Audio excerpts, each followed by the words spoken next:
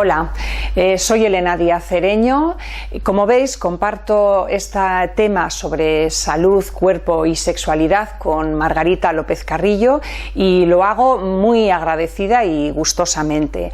Abordaré fundamentalmente el tema de la perspectiva de género en salud y lo hago en tres ámbitos de actuación: el ámbito clínico, la investigación y la docencia. Comenzaré reconociendo la dificultad que aún tenemos en medicina de comprender la categoría género como una herramienta de análisis que va más allá de observar las diferencias biológicas reproductivas entre los hombres y las mujeres, así como los patrones de salud o de enfermedad femeninos como desviación de los masculinos. En este sentido, he aplicado la matriz para el análisis de género que propone la OMS a un problema de salud que atendía frecuentemente en la consulta de nutrición, como es la obesidad y el sobrepeso. No siendo un análisis exhaustivo, sí nos va a ayudar a hacernos las preguntas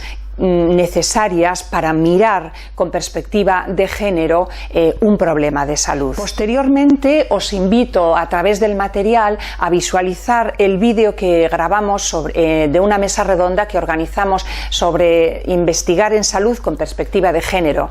Invitamos a tres médicas expertas en el tema.